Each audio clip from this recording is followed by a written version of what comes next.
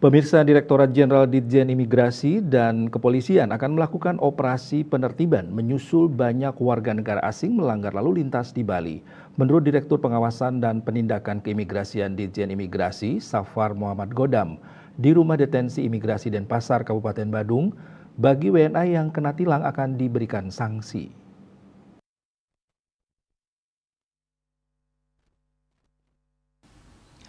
Dilansir kantor berita Antara, Direktur Pengawasan dan Penindakan Keimigrasian Ditjen Imigrasi, Safar Muhammad Godam di Rumah Detensi Imigrasi Denpasar, Kabupaten Badung, bagi WNA yang terkena tilang artinya melanggar undang-undang yang berlaku di Indonesia, maka pihak imigrasi akan memberikan tindakan administratif keimigrasian.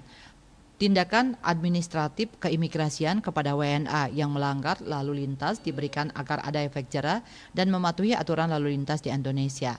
Untuk WNA yang melanggar lalu lintas, pihaknya sedang menggodok bentuk tindakan administratif keimigrasian yang berpeluang dijatuhkan. Dalam operasi lalu lintas itu, rencananya juga diadakan operasi simpatik bersama Jasara Harja.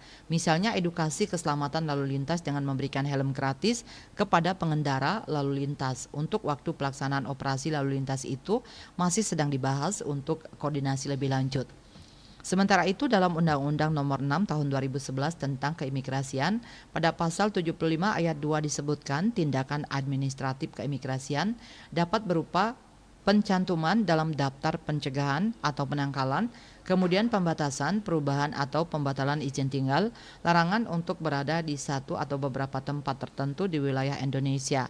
Selain itu, tindakan administratif keimigrasian juga dapat berupa keharusan untuk bertempat tinggal di suatu tempat tertentu di wilayah Indonesia, pengenaan biaya beban dan atau deportasi dari wilayah Indonesia.